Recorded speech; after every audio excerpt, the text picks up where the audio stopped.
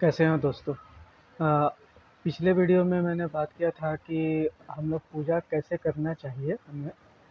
इस वीडियो में मैं बात करने वाला हूँ आप लोगों से, जो मुझे मालूम है वो मैं आपको शेयर करना चाहता हूँ कि पूजा किसकी करनी चाहिए। ठीक है, पूजा किसकी करनी चाहिए, तो इस ये विषय पे बात करने के लिए सबसे पहले मैं आपको एक एग्जांपल देना चाहता हूँ। मान लीजिए कि आपके आँख पे कोई पट्टी बाँध देता है और एक स्वादिष्ट भोजन आपके पास रख देते हैं। अचानक से आपके कानों में आवाज़ आती है कि इस खाने में ज़हर है। क्या आप खाएँगे? बिल्कुल नहीं खाएँगे। क्यों? क्योंकि अब आपको पता चल चुका है, भले आपने देखा नहीं है, लेकिन आपने सुन लिया, आप जान गए कि इस खाने में ज़हर है।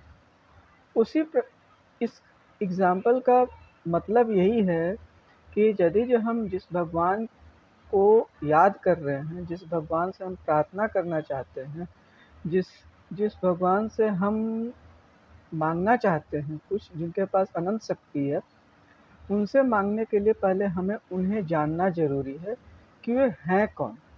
यदि आप ये जानते हैं, तो आपका विश्वास उनके ऊपर बढ़ेगा और आपकी भक्ति ज़्यादा कारगर साबित होगी। सबसे पहले एक और चीज़ जानते हैं कि भगवान कौन है। भगवान एक पोस्ट है, समझिए तो। जैसे भगवान, भ से भूमि, ग से गगन, व से वायु और न से नीर। इसका मतलब जो ये चारों चीज़ को कंट्रोल करने की शक्ति रखता हो, उसे हम भगवान कहते हैं। ये किसी जिसमें होगी ये शक्ति, वो भगवान बन सकता है, उसको हम भगवान का दर्जा दे सकते हैं। अब कुछ के बातों में कुछ लोग कहेंगे कि राम को भगवान क्यों कहते हैं, कृष्ण को भगवान क्यों कहते हैं। तो जो भगवान के स्वरूप में जो जन्म लेता है, उसे भी हम भगवान का दर्जा देते हैं। जैसे कोई भगवान का रूप बदल कर आता है पृथ्वी पे और हमें मालूम होता है, तो हम उनको भगवान का दर्जा देते हैं। पहली बात ये हुई। तो हमें मालूम चला कि भगवान एक पोस्ट है। अब उस पर कुछ लोग कहते हैं कि राम दोबारा आएंगे। राम नहीं आएंगे तो कौन आएगा? क्या राम दोबारा जन्म नहीं लेंगे? सॉरी, नहीं लेंगे। क्यों? क्योंकि राम तो आए और चले गए, जैसे हमारे तरह इंसान थे, लेकिन उन्होंने ऐसा कर्म किया, ऐसा अपने अंदर शक्ति अर्जित की कि जिसके वजह से उन्होंने ये चारों चीज़ प्राप्त किया और वो भगवान का दर्जा लिए। तो बात ये होती है कि राम नहीं आएंगे तो फिर कैसे क्या होगा? चाहे कृष्ण नहीं आएंगे तो क्या होगा? भगवान तो कहीं ना कहीं होंगे। और उनकी तो सबसे बड़ी बात, भगवान मैं नहीं कहता हूँ कि नहीं है, कहीं नहीं है, भगवान हैं।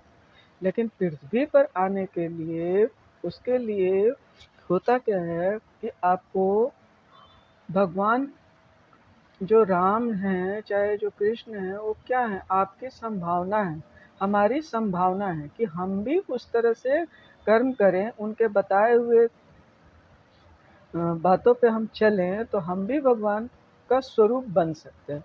भगवान तो नहीं बन सकते, लेकिन भगवान का स्वरूप बन सकते हैं।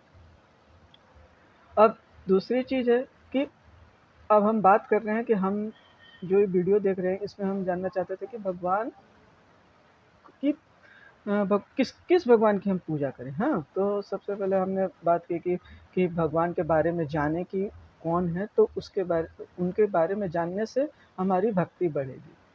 तो अब ये जाने तो कहाँ से जाने?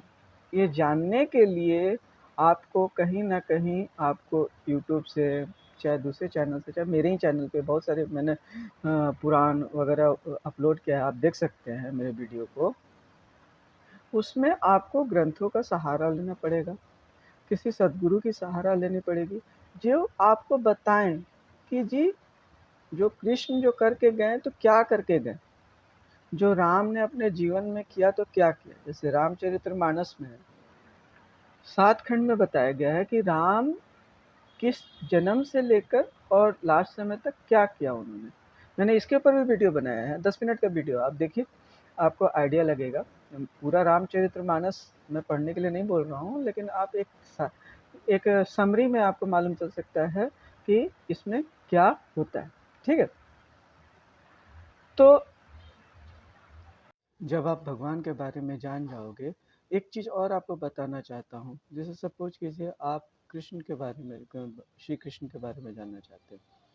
अब कृष्ण के बारे में जानते हैं तो पूरी उनकी जीवनी को आपको जानने के बाद आपको अब आपके ऊपर निर्भर है कि भगवान के किस स्वरूप को आप पसंद करते हैं और आपका मन कहाँ उनके किस स्वरूप में लग रहा है। जैसे भगवान का कुछ लोगों को आप देखेंगे कि वो कान्हा जी कह के बोलते हैं कृष्ण भगवान को। कान्हा जी का मतलब उनके बाल रूप को पसंद करते हैं, उनका मन कान्हा जी के बाल रूप को पसंद करता है।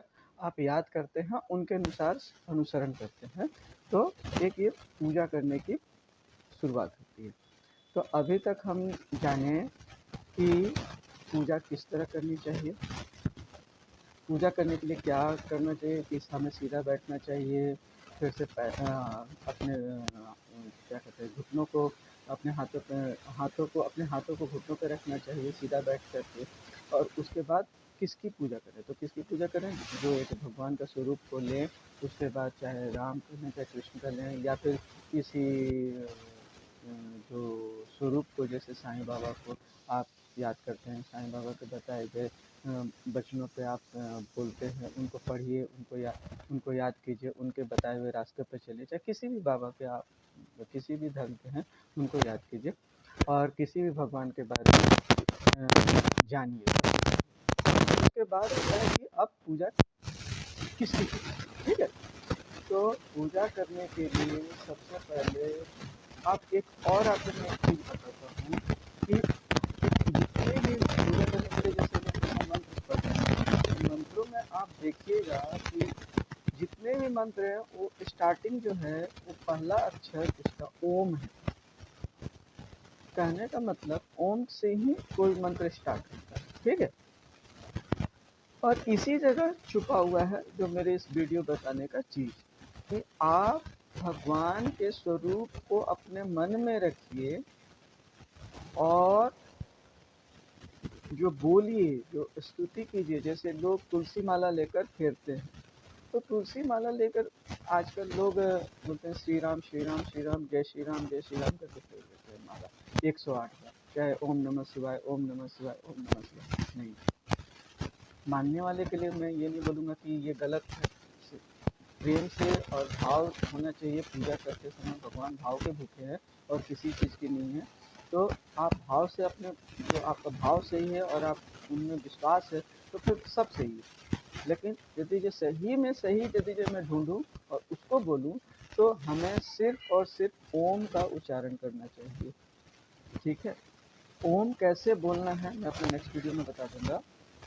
ओम का उच्चारण कीजिए और ध्यान जो लगाइए, जो भगवान के स्वरूप हैं उनका मूर्ति या फिर चित्र या फिर जो भी है प्रतिमा, आप अपने सामने रखिए बैठ करके और ओम का जाप कीजिए।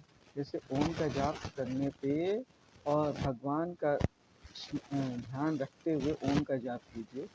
आपके कहीं भी बात कीजिए तो आपको ये मालूम होना, आप गौर करना चाहिए कि आपके बातों में जिस भगवान के, जैसे आप कृष्ण भगवान का पूजा करते हैं, तो जब आप किसी से बात कर रहे हो तो आपकी बातों में भगवान कृष्ण की चर्चा अपने आप आए, तो आप समझिए कि आपकी पूजा सार्थक हो रही है। कैसे? जैसे एक एग्जांपल आप कोई एक सिविल इंजीनियर, अब वो जब किसी से बात करेगा तो अपनी वो कंस्ट्रक्शन लाइन की जरूर कुछ ना कुछ वर्ड यूज करता है। जैसे एक डॉक्टर जब बात करेगा, किसी दोस्त से बात करेगा, फैमिली में बात करे, वो कभी ना कभी अपने 10 मिनट के बाद में वो एक बार जरूर कुछ डॉक्टरी से रिलेटेड चीज़ बोले। तो कहने का मतलब वो जो जानता है, जो उसमें जो जिस चीज़ का वो पेशा है, जिस चीज़ में प्रोफेशन है, उस चीज़ को याद है। उसी तरह का पूजा कर रहे हैं, जिस भगवान को आप मानते हैं, जिस भगवान में आपका स्नेह है, उनको आपको कैसे मालूम चलेगा कि मैं पूजा कर रही सार्थक हो रहा है? तो जब आप यानी कहने का मतलब कि आपका जो मस्तिष्क है चारों इर्द गिर्द हर एक समय अब उस भगवान के बारे में सोचेगा, और जब जहाँ भी मौका मिला आप उन भगवान का नाम लेंगे। जैसे कोई साईं बाबा के बारे में बात करेंगे, कहीं भी चर्चा होगी, कोई भी बात करेंगे तो उसमें सारी ही बताई हुई बातें अपने आप उनकी बातें उनके मस्तिष्क में। ठीक है, तो मेरा वीडियो बनाने का मकसद ये है कि हम पूजा करें, भगवान सबके ऊपर कृपा करें, जो सुन रहे हैं वीडियो, जो नहीं सुन रहे हैं उनकी भी मनोकामना पूर्ण करें, सबकी मनोकामना पूर्ण करें। और मनोकामना पूर्ण करने के लिए लोग पूजा करते हैं, डेली पूजा करते हैं। तो आपकी पूजा ही सार्थक क्यों हुआ, आपकी सबसे पहले बात क्यों सुनी जाए। जैसे मान लीजिए कि कहीं लाइन लगा हुआ, बहुत लंबी लाइन लगी, अब वहाँ पर आपने क्या क्वालिटी है, आपने कब पूजा करनी है कि आपका नंबर पहले आए उस चीज़ को पाने के लिए। उस चीज़ को पाने के लिए या तो आप ऐसी शक्ति से विराजमान है कि आपको पहले फैसिलिटी दे दी जाए, या तो आपका माध्यम सही हो कि आप भी उस कतार में हो एटलीस्ट, कि हाँ आज नहीं कल नहीं परसों नहीं आपका समय आए। कहीं जब आप उस कतार में नहीं रहेंगे और दूर खड़े रहेंगे तो क्या आपका कभी लाइन आता है। उच्चारण कीजिए, ठीक है, ओम का उच्चारण करके ओम बोल देते हैं, नहीं ओम नहीं होता है। मैं अपने नेक्स्ट ओम का उच्चारण कैसे करना चाहिए और किस माध्यम से करना चाहिए। और ओम का एक सबसे अच्छी बात है कि ओम जब आप जपिएगा ये अपने आप, जब आप ख़त्म कीजिएगा ना आपका जब आप ओम के म पे जब आप आइएगा अपने आप अ पे आएगा। तो आपको मैं करके दिखाऊंगा, आप मेरे नेक्स्ट वीडियो को देखिएगा। यदि आपको ये वीडियो अच्छा लगे तो प्लीज़ सब्सक्राइब कीजिएगा, चैनल को लाइक, वीडियो को लाइक कीजिएगा। वीडियो इतना ज़्यादा बनाता नहीं हूँ, इसलिए फेस पे आके सामने बात करना एक बहुत ही मेरे लिए चैलेंजिंग हो रहा है, लेकिन फिर भी कोशिश